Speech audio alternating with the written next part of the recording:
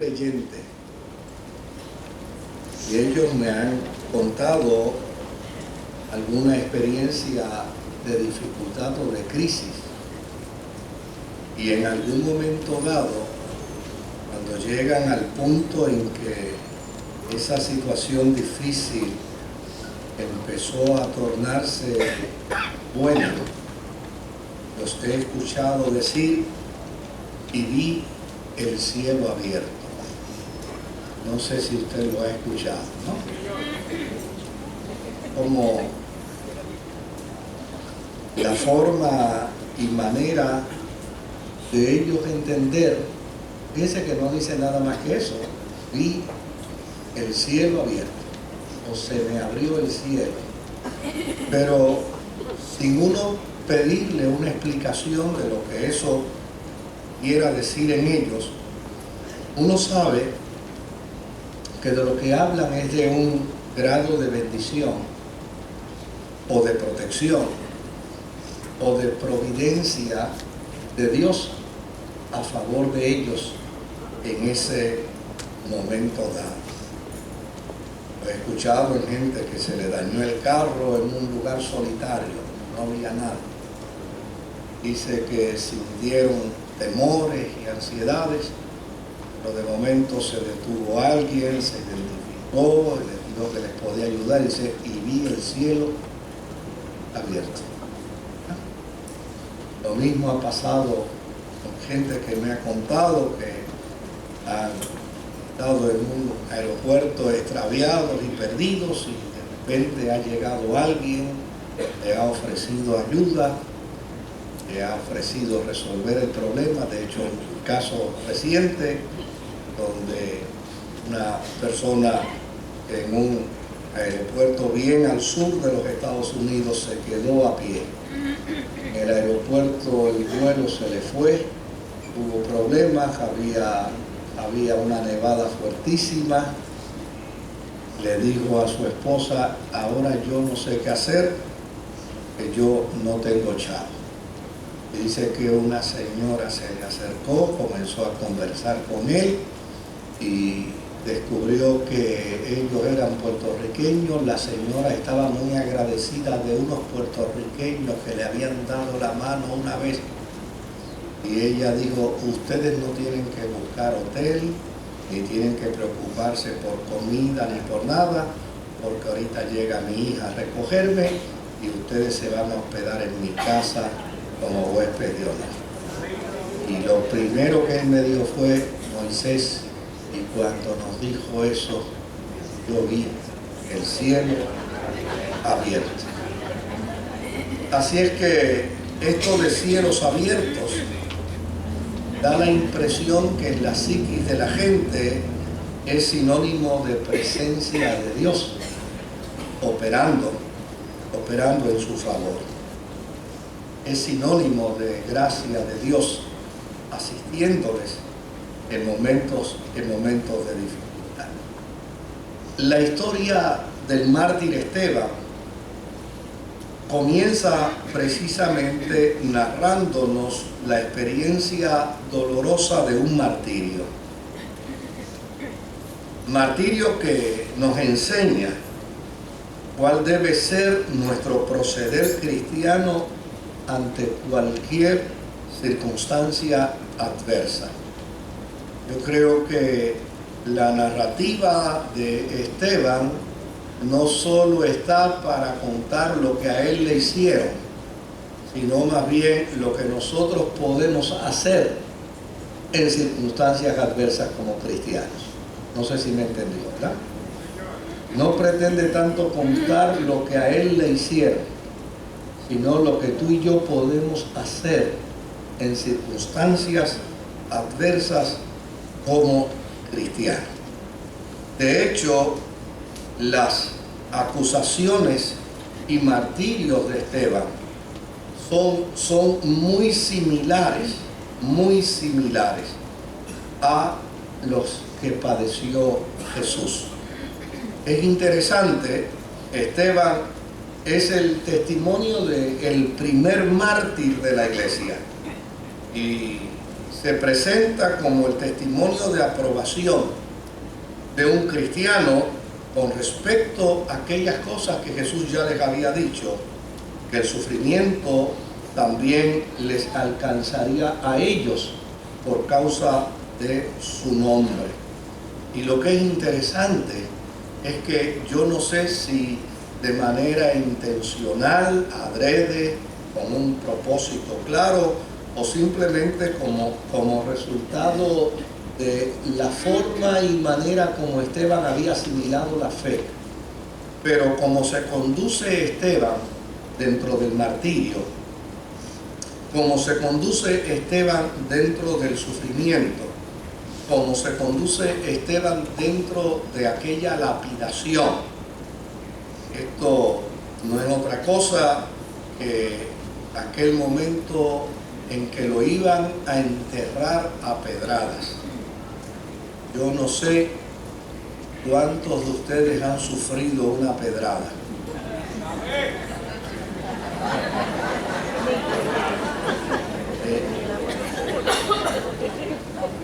A mí me las dieron y yo las di. O sea, con eso yo estoy libre, ¿no? Yo disfruté de ambas experiencias, de sufrir una pedrada y haber dado una pedrada. Pero a Esteban no le dieron una pedrada, ni siquiera dos, ni siquiera tres. A Esteban lo enterraron a pedradas. Es decir, la evidencia del texto revela que después de haberlo lapidado, a alguien se le ocurrió destaparlo del lugar para ver cómo había quedado de maltrecho su rostro, cómo había quedado de maltrecho su cuerpo. Lo que quiere decir, entonces, es que lo enterraron a pedradas. Ahora, esa experiencia que vive Esteban, esa experiencia de dolor, esa experiencia de sufrimiento, lo que nos revela es que lo que experimentó Esteban, lo que él experimentó, es muy similar a lo que experimentó Jesús. La causa por la que Esteban muere es muy similar a la causa por la que Jesús muere, a excepción, obviamente, de haber muerto por sacrificio para nuestros pecados, para redimirnos de nuestros pecados. Pero a Esteban se le acusó de predecir la destrucción del templo. A Jesús se le acusó de hablar de la destrucción del templo. A Esteban se le acusó de que él llevaba una campaña constante, consistente de acusación contra los judíos, llamándoles duros de cerviz, de la misma manera como fueron sus antepasados en el tiempo de la ley y en el tiempo de Moisés. También Esteban advirtió que por la dureza del corazón de Israel, la ciudad y el templo iban a ser destruidos.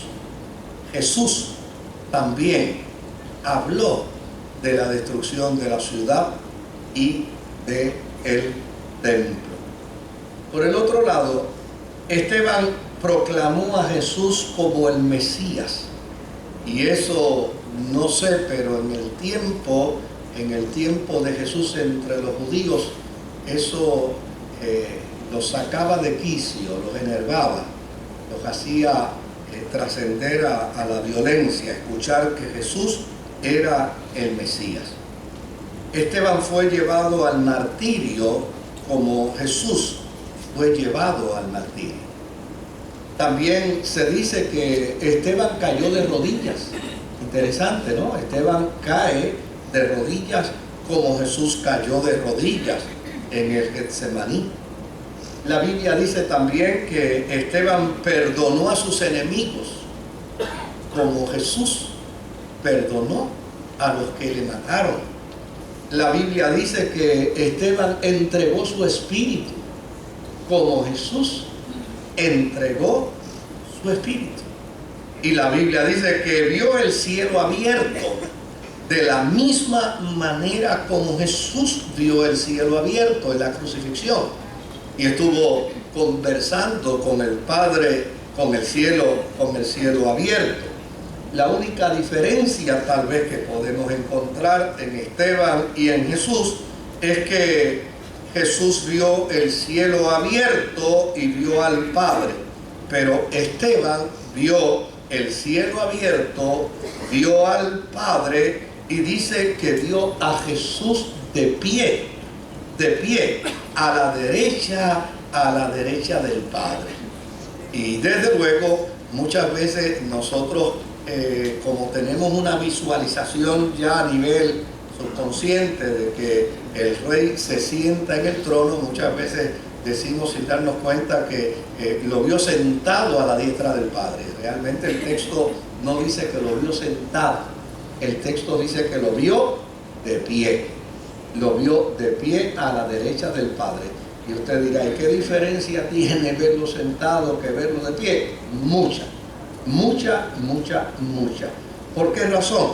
Porque cuando Esteban dice que vio a Jesús de pie a la derecha del Padre, lo que está diciendo con esto es que Jesús está listo para volver. Está listo para regresar. El juicio de Él está próximo a manifestarse. Y desde luego, esa declaración de que veo a Jesús, veo al Mesías sentado a la derecha del Padre, es lo que pudiéramos llamar, en la expresión del jíbaro, la gota que colmó la copa. Aquella expresión fue lo que provocó entonces que Esteban fuese inmediatamente apedreado. Desde luego, cuando Esteban dice que Jesús está de pie, lo que está diciéndole al pueblo de Israel: no busquen más a Elías, ni esperen más que Elías venga a anunciarles que el Señor vendrá. Ya el Señor está de pie y Él es el nuevo Elías que habrá de venir. Desde luego, cuando uno mira eso en el espectro teológico, uno descubre que el testimonio de Esteban en este martirio dice mucho más de lo que nosotros podemos leer. Ahora, les dije al principio que el testimonio de Esteban, siendo el primer mártir, tenía que reunir cualidades muy similares a la de Jesús.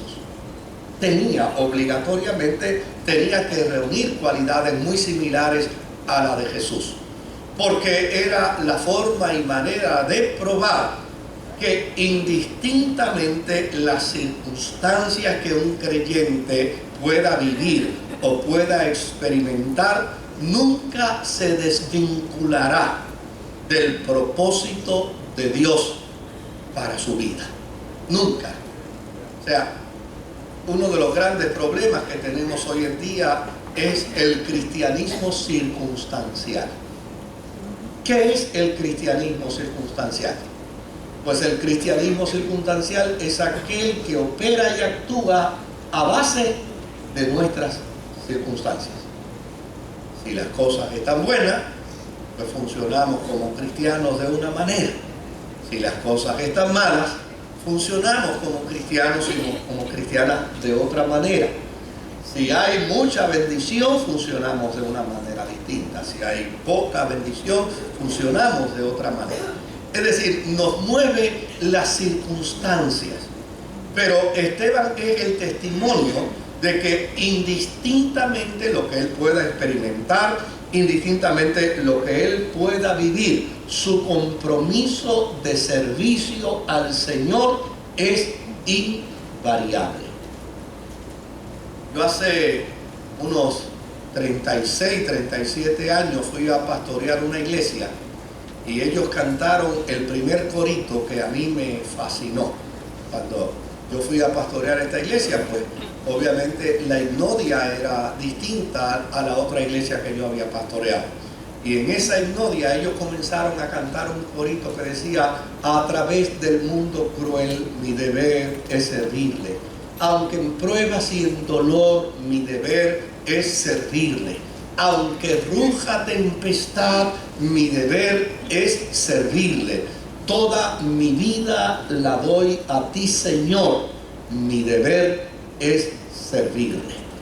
Desde luego, cuando yo escuché ese corito entre esos hermanos que yo iba a pastorear, pues me fascinó muchísimo, porque ese corito demarcaba no el concepto de la bendición de Dios para acá, ni de la gracia de Dios de allá para acá. No demarcaba el concepto del vénganos del Padre Nuestro, sino demarcaba más bien el concepto del deber y de la responsabilidad nuestra como cristianos de aquí para allá. Porque tal vez nosotros siempre hemos estado acostumbrados a decir que yo confío en el Señor. La pregunta del cielo para acá debería ser distinta: si el cielo confía en nosotros.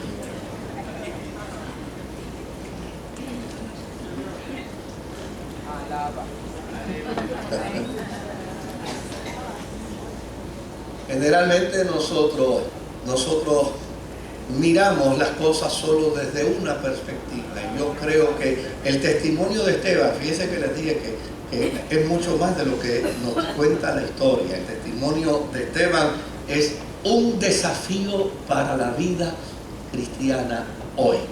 ¿Y por qué quiero dar estos detalles? Primero, pues los quiero dar porque a fin de cuentas voy a cubrir un detalle que a usted y a mí nos va a encantar. A usted y a mí nos va a llenar de mucha satisfacción y de mucha alegría, pero yo creo que no solo debemos trabajar una teología de conveniencia, deberíamos trabajar una teología de responsabilidad, deberíamos trabajar una teología de deber, deberíamos trabajar con una teología de compromiso, deberíamos trabajar con una teología de sacrificio, deberíamos trabajar con una teología de entrega. Fíjense que se está hablando de una actividad que se va a celebrar el sábado.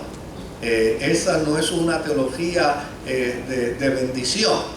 Es una teología de entrega, de sacrificio, de disposición de tiempo. Es una teología que está enmarcada en cómo puedo capacitarme para dar por gracia lo que de gracia ya he recibido.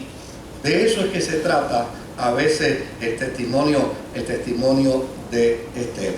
Ahora, para que nadie se me vaya a ir del culto, lo cierto es que el testimonio de Esteban es que en medio de una confrontación, yo no sé si usted ha tenido la oportunidad de leer el sermón de Esteban, pero el sermón de Esteban es bravo, el sermón de Esteban es fuerte, el sermón de Esteban es confrontativo, el sermón de Esteban, óigame, si Juan el Bautista le dijo a sus contemporáneos generación de víbora, Esteban le dijo mucho más que eso, sin decirle generación de víbora.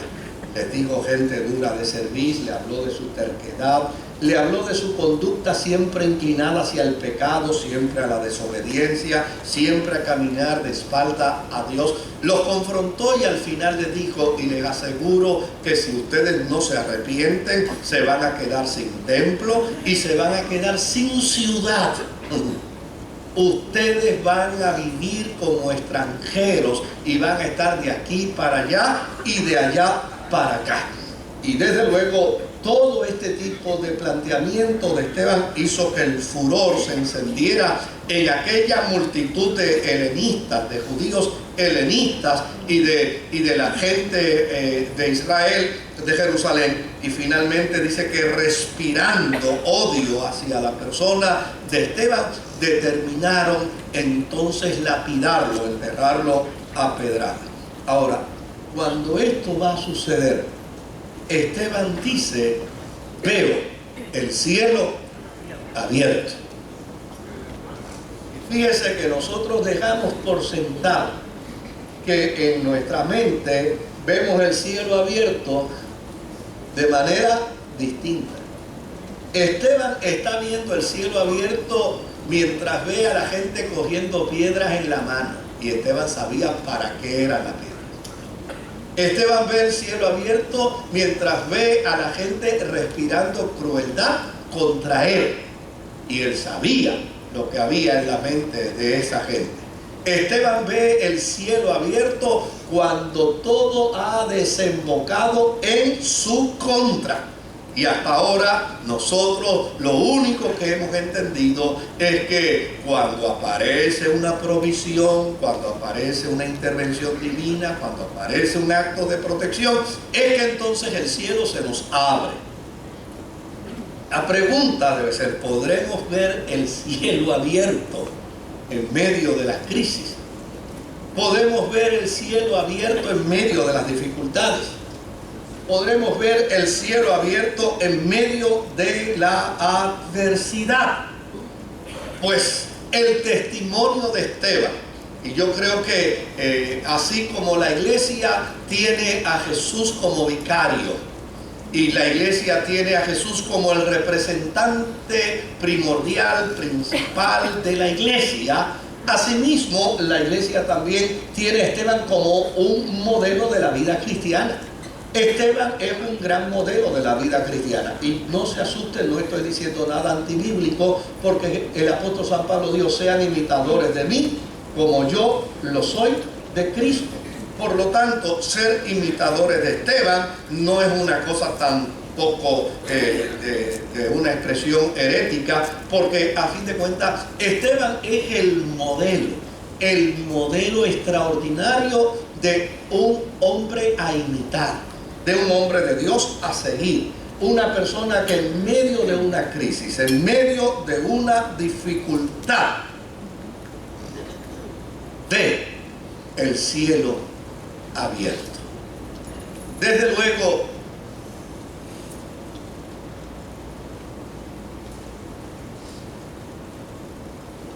en un artículo que leí hace un tiempito atrás, hablaba de que la problemática de crisis que vive América Latina, porque a veces nosotros en este insularismo en el que vivimos creemos que los únicos que tenemos problemas somos nosotros. Pensamos que el problema es nuestro nada más, y a veces lo hacemos aún mucho más micro. A veces pensamos que el problema es el mío. Lo que tienen los demás, eso no es nada, es el mío. ¿No lo ha visto usted en las discusiones de familia cuando están hablando de sus enfermedades? Que siempre hay uno que quiere demostrar que la enfermedad de él es más grave, que estuvo más tiempo en el hospital, que la fiebre era más alta, que las pastillas que se toman. El día pasado estábamos hablando con un ser querido que obviamente está con una condición y estaba atribulado, estaba enfogonado, y le preguntamos: ¿pero qué te pasa? Y me dice: este médico no sabe recetar nada. Cuando le preguntamos: ¿pero qué te receta? Me dice: mira qué pastillitas chiquitas me ha recetado. ¿Tú te crees que con esta pastillita yo me voy a mejorar? El problema de él era el tamaño de la pastilla. Él quería que le dieran una bien grande, una que no pudiera tragar. Esa era la buena. Pero así somos nosotros, en nuestro mundo egocéntrico. La pregunta es: ¿podremos ver el cielo abierto en medio de nuestras crisis? ¿Podremos ver el cielo abierto en medio de nuestras adversidades? Podremos ver el cielo abierto en medio de las situaciones de problemas con nuestros hijos. Podremos ver el cielo abierto en medio del problema familiar, matrimonial, económico. La respuesta es sí. Sí. Claro que podemos ver el cielo abierto. Claro que podemos usar esa expresión de el cielo abierto.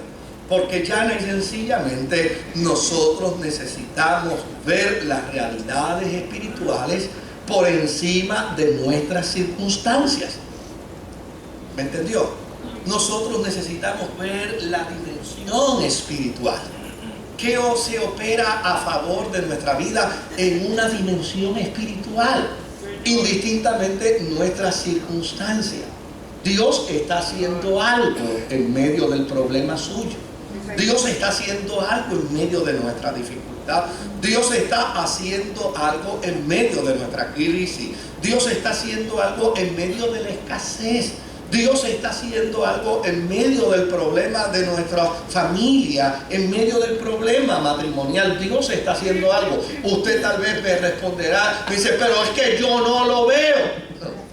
Pues no lo veo, porque llana y sencillamente no estoy viendo el cielo abierto. ¿Qué significa espiritualmente ver el cielo abierto? Ver el cielo abierto lo que